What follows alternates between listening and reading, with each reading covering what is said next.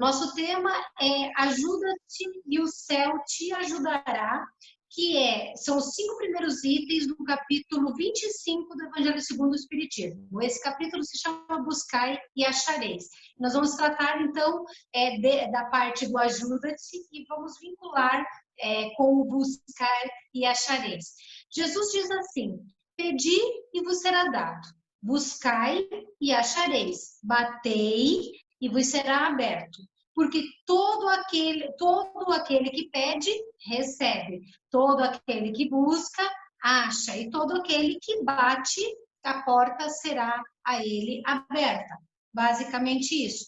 Parece óbvio, parece uma coisa que não tem por que desenvolver, porque todo mundo sabe isso. A criança mais tenra idade sabe que se bater na porta alguém vai abrir, que se pedir vai ganhar, que se procurar vai encontrar, mas na prática Jesus ele era muito sábio e ele consegue usar um conceito simples para estender numa valorização de conteúdo daquilo que a gente precisa praticar nas nossas vidas. Esse texto ele continua dizendo assim, depois de Jesus falar isso que eu mencionei agora, ele diz assim: ou qual de vós, porventura, é o homem que, se seu filho lhe pedir pão, lhe dará uma pedra? Ou porventura, se lhe pedir um peixe, lhe dará uma serpente? Pois se vós, outros, sendo maus, sabeis dar boas coisas, boas dádivas aos seus filhos, quanto mais Deus, vosso Pai, que está nos céus, vos dará aquelas dádivas que vocês pedirem. Então ele chega, diz o óbvio, que para nós é óbvio hoje, imagino que naquela época parecesse óbvio também, só que ele estende isso para o nosso cotidiano dizendo assim: ora, como que a gente não tem coragem de pedir a Deus, que é Pai?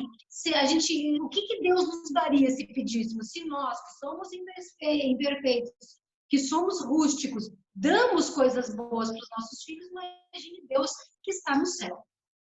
Essa expressão, ajuda-te e o céu te ajudará, e aqui eu começo a desenvolver o texto evangélico, comparativamente a essa outra expressão, que é o título do capítulo, que é buscai e achareis. Esses itens especificamente vão tratar da questão da necessidade de trabalhar, que está diretamente ligada com o progresso. Não existe progresso sem trabalho. É esse o conceito principal que nós temos que considerar ao estudar esse tema, porque parece, talvez, que existam facilidades ao bater na porta, procurar e pedir, mas de verdade o que Jesus está nos dando o alerta, o incentivo, é de que nós façamos a nossa parte para conquistar, para receber aquilo que necessitamos e que nós temos que receber para continuar com a nossa vida com um pouco mais de condições de qualidade. Então, o que acontece com a lei do trabalho? Há um desenvolvimento de qualidades, de características do ser humano, do espírito e do homem encarnado, que vai fazer com que a lei de progresso se faça presente na nossa vida. Cada vez que nós trabalhamos, nós desenvolvemos, e ao desenvolver nós progredimos. Então, o texto, ele não é um texto muito longo e ele não é um texto muito difícil, mas ele é um texto que vai nos alertar para a questão do progresso. E nós, muitas vezes, por exemplo, parênteses, estamos passando uma situação mundial e o Brasil, é claro que não podia ser café pequeno, tem que ser assim, vir já com todas as questões difíceis mesmo, tudo ao mesmo tempo. Nós temos vivido na humanidade dificuldades gigantescas. Eu não sei se vocês já se perguntaram isso, mas às vezes a gente se questiona, os outros questionam perto da gente, por que Deus não faz nada? Por que os espíritos não ajudam? Tem gente que fala, por que os ETs não descem aqui, materializam, muda todo o quadro de coisas? Tem um monte de coisas que a gente poderia dizer assim, puxa, podia fazer assim e ajudar. Por que não cai um raio no Congresso? Vocês já ouviram essa expressão? Desagradável, obviamente, mas as pessoas falam. Por quê? Porque é através do esforço que nós conquistamos as coisas. O Evangelho nos alerta de que lá na infância da humanidade, os homens primitivos, eles não sabiam fazer as coisas. Então, o que ele ia fazer? Ele ia usar o pouco de inteligência já desenvolvida que ele tinha, aquele começo de inteligência, para procurar alimentos, para conseguir se proteger das intempéries, para se defender das ameaças. E aí, conforme ele vinha fazendo isso, ele ia aprendendo coisas novas. Veja o que esse capítulo também nos traz.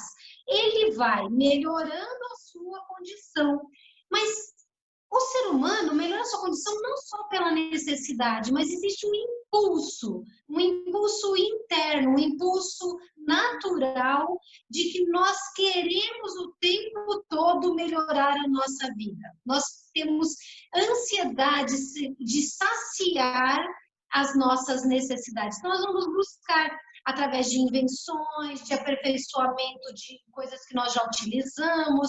Nós vamos atribuindo valores novos, colocando o que ainda vale a pena manter, o que dá para desenvolver, o que tem que ser descartado, enfim. Desde os tempos primitivos, isso já acontecia. E aí, a inteligência vai desenvolvendo. Vocês concordam comigo? Pois é, só que tem uma coisa.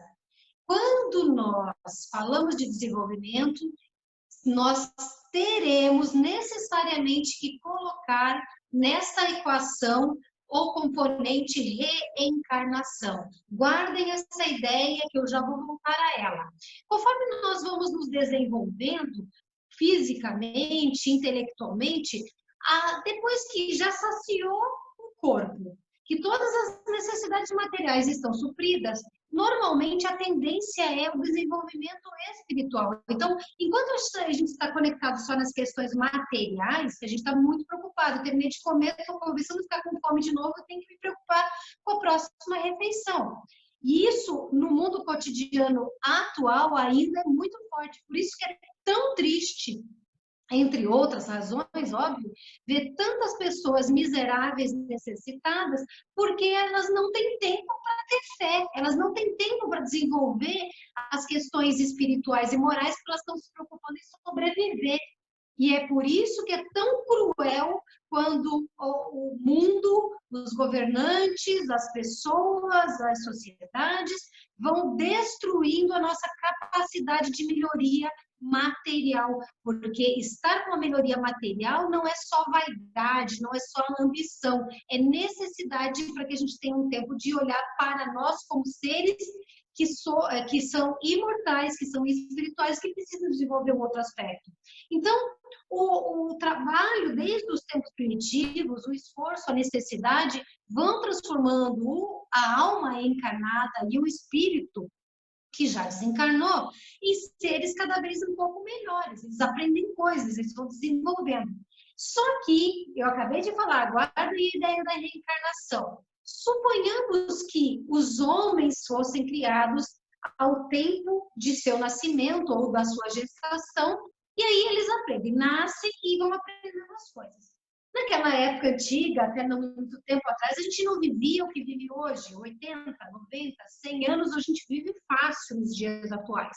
Antigamente não era tanto assim. Aí nascemos nós, acabados de criar, sair das mãos do Criador, e nós temos uma inteligência básica, porque acabamos de ser criados.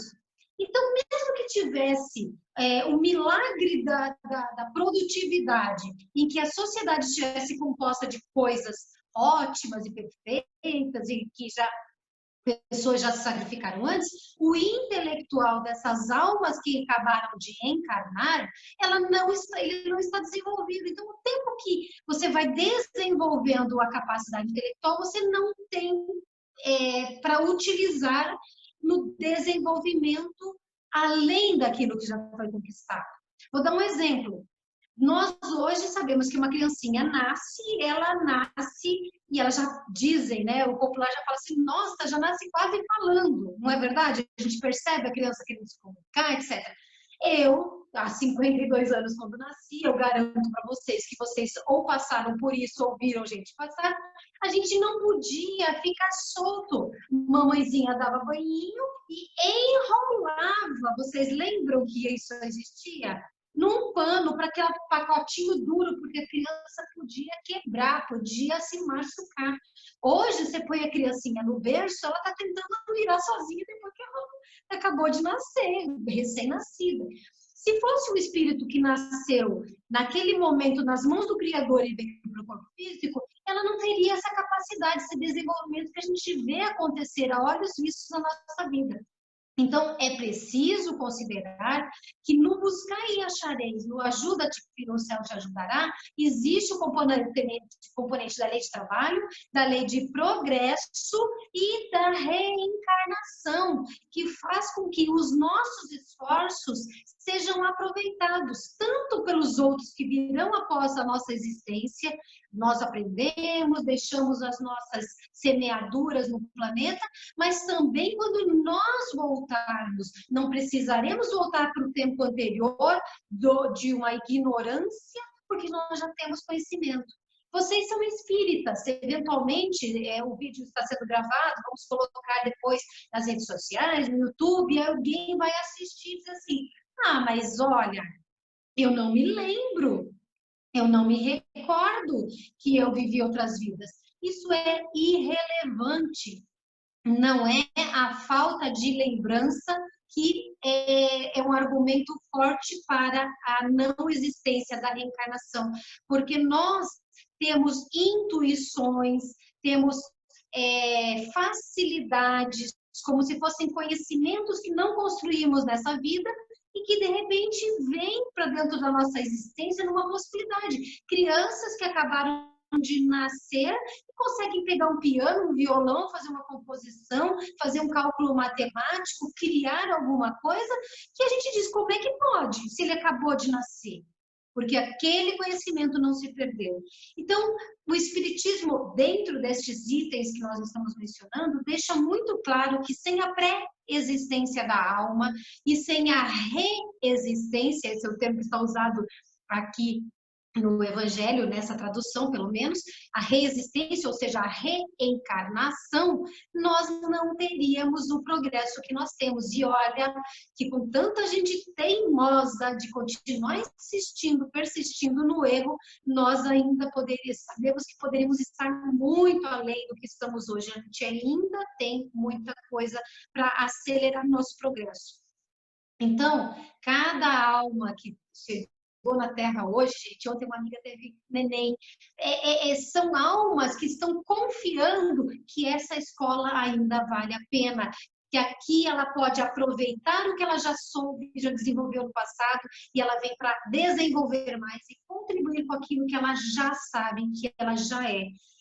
Nós não precisamos voltar àquilo que nós já sabemos. Nós aprendemos aqui na vida material. Toda a encarnação tem que voltar para a escolinha para aprender a ler e escrever, tem que aprender a comer direitinho, tem que aprender a se vestir, se higienizar, etc.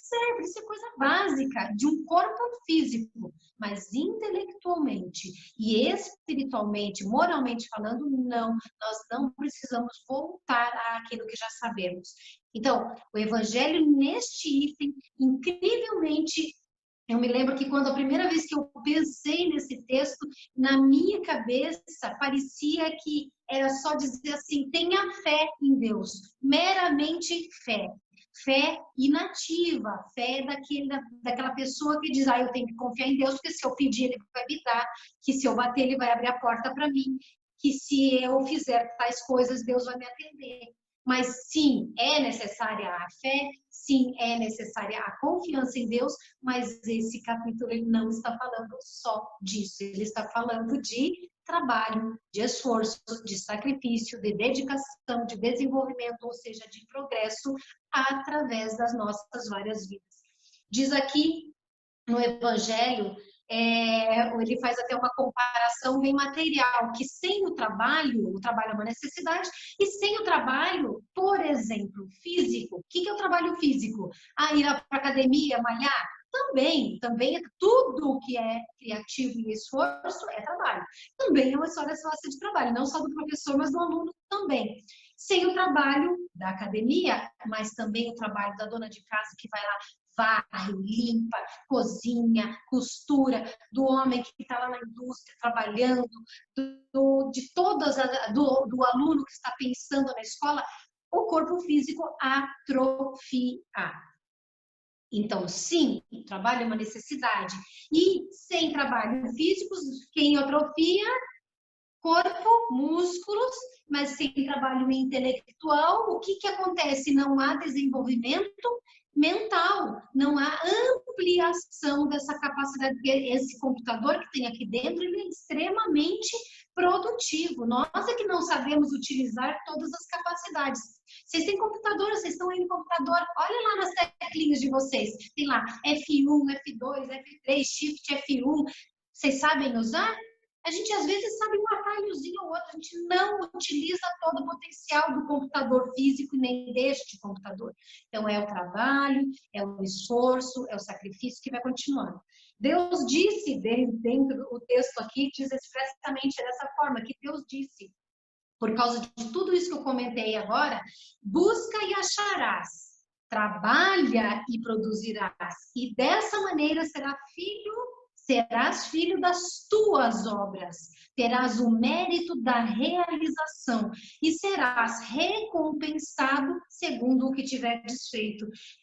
Eu acho super, toda palestra eu falo isso, eu acho muito lindo, eu gosto muito, porque que ele está dizendo, gente, procura através do trabalho, se você produziu, você vai ter o resultado, tem a consequência.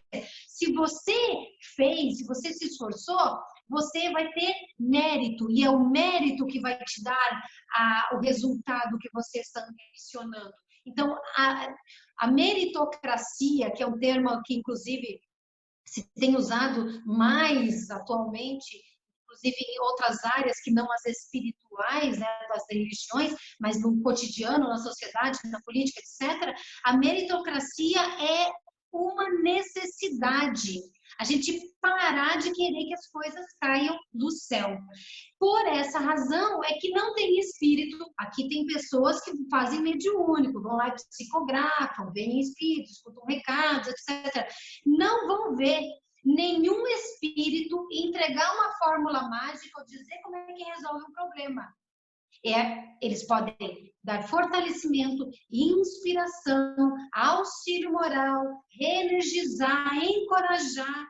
Eles podem até dar uma dica ou duas, mas eles não vão fazer por nós.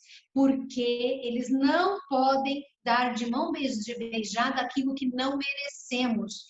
Ah, mas eu sou bonzinho, sou boazinha, será que eu não mereço? Merece apoio, amor, encorajamento, incentivo, proteção, mas o resultado das tuas obras depende de que essas obras sejam feitas. Então, os espíritos podem até mostrar qual é o teu objetivo, é esse, faça isso, vá nessa direção. Mas sim, é você, sou eu, somos nós que vamos ter que conseguir fazer. Por isso que, mais uma vez, se reforça a questão da necessidade de trabalhar, de se esforçar para alcançar as coisas. Diz aqui, textualmente no Evangelho, encontrarás pedras nos teus passos. Mantém-te vigilante e afasta as pedras, afasta-as por ti mesmo. Te daremos as forças necessárias, se quiserdes empregá-las. Ah, eu estou precisando. Tem pedra no meu caminho. Ele vai dizer, afasta a pedra. Afasta que nós vamos te ajudar a empurrar. Nós vamos te ajudar a mostrar como é que é o melhor jeito, a melhor forma de fazer. Mas você vai ter que fazer. Se você usar das tuas forças, nós somaremos as nossas forças às tuas e você vai vencer.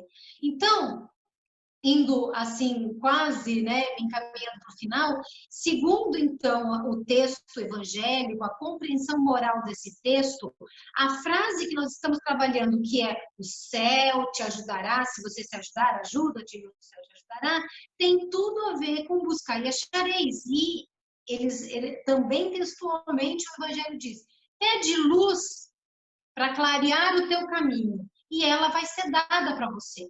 Pede força para resistir ao mal, às tentações, e você vai receber essa força. Pede ajuda, pede proteção, pede suporte, pede assistência dos bons espíritos, e nenhum deles deixará de te ajudar. Eles virão para guiar os teus passos. E também pede bons conselhos, porque toda vez que nós dizemos, Senhor, eu não sei o meu caminho, não sei o que fazer, estou cansado, perdido, adoentado, temeroso, acovardado, e aconselha, a mensagem virá e será uma mensagem de fortalecimento. Nunca, jamais, bom espírito deixa de fazer, atender as nossas necessidades. Diferente dos maus espíritos que vêm e ficam pincelando e palpitando nas nossas vidas, e a gente, se os escutar, acaba tendo prejuízo, os bons espíritos tentam nos orientar de uma forma delicada e sutil, mas quando a gente pede, parece que nós os fortalecemos naquele direito de nos de interferir, não interferir o termo certo, mas de nos inspirar em nossas vidas. Então, é por isso que a gente tem que bater para que a porta, essa ajuda, esse apoio seja nos dado. Mas uma coisa, eu comentei rapidamente ali atrás sobre fé, que na primeira vez que eu estudei esse texto, achei que era exclusivamente sobre fé. E aí agora a gente vai falar da fé especificamente. Tudo isso que eu acabei de dizer, que o Evangelho diz pedir, luz, força, assistência, conselhos, etc., tem que ser pedido com fé, sinceridade, com honestidade, com aquela vontade sincera de receber a orientação e o auxílio. E não pode faltar na fé, porque a fé não é presunçosa, ela não pode faltar humildade. Eu sei que não tenho condições, eu sei que ainda não tenho força, eu sei que para progredir eu preciso de você, Deus, de você, Jesus, de vocês, amigos espirituais. Me ajudem, por favor, me auxiliem. Não é assim, venha aqui me ajudar agora. Eu sei que para vocês deve parecer estranho isso, mas tem gente que reza mais ou menos dessa forma. Tem religiosos de outras profissões de fé que ostensivamente em suas manifestações públicas parece que mandam Deus obedecer às suas palavras, muitas vezes gritadas. Então a gente precisa ter delicadeza, confiança, amor, tem que haver sinceridade nos sentimentos, tem que ter humildade. E aí, para fechar, ele diz o seguinte: sem essa fé e sem essa humildade nessa fé, nós seremos abandonados. O termo eu particularmente não gosto, é o termo da tradução, mas abandonados no sentido de, ok, você não quer, eu, bom espírito, vou deixar você na sua vontade. Eu, bom espírito, não forçarei o seu desejo e a sua decisão. Então, não, o que acontece? Não adianta exigir um pedido sincero e humilde de suprir, de que sejam supridas as nossas fraquezas. E senão eles nos abandonam à nossa vontade para que a dor, a amiga que vem quando o amor não é convidado a cear conosco, ela possa nos dar o impulsionamento, o empurrão que é necessário para a gente desenvolver. E é esse, portanto, o aspecto que este texto do item 1 a 5 do Evangelho segundo o Espiritismo, no capítulo 25, querem dizer para a gente.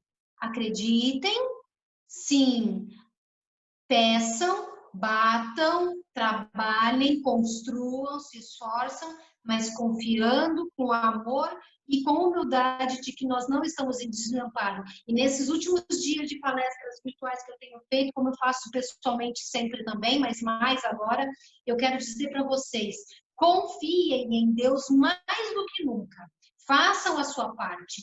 A gente não vai morrer antes da hora, nós não vamos sair daqui se não for um momento, nós temos que acreditar de que já vencemos muitas dificuldades na vida, na humanidade, doenças terríveis, dificuldades terríveis, nós não podemos aceitar que a humanidade seja colocada, trancafiada como bandidinha das suas casas, para morrer de necessidades diversas e ainda assim adoecer, esquecendo que Deus está no comando. Eu, Vânia, não estou dizendo para vocês não acreditarem nas coisas que vêm, mas para vocês ponderarem as coisas que vêm e pensarem bem o que vocês querem das suas vidas como cristãos, como pessoas que são diferenciais por onde passam, como espíritas que nós somos.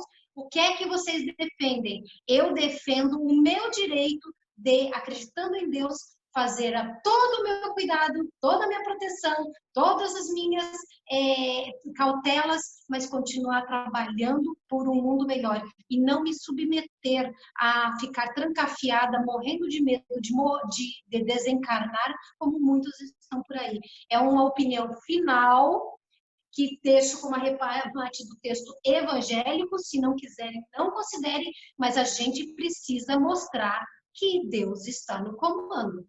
Bater, pedir, acreditar, confiar com fé, tá bom? Era isso que eu tinha para trazer para vocês nessa noite, espero que tenha acrescentado de alguma forma. Desejo que vocês sejam pessoas muito felizes, que sua fé esteja em alta, que a saúde esteja bombando, que as pessoas próximas de vocês também sejam amparadas, que todos os que estão doentes à nossa volta, no mundo inteiro, possam ser fortalecidos na saúde física e espiritual, que também está doente, e que nós possamos pedir muito pelos governantes deste país, deste planeta, que eles estão precisando de muita luz para saber o que fazer por nós, porque nós não estamos lá no poder. E é isso que eu deixo de boa noite para vocês, agradecendo muito a oportunidade que o Macário me deu e a Ana de estarem aqui com vocês nessa noite, tá bem? É isso. Obrigada, Ana. Obrigada, Macário.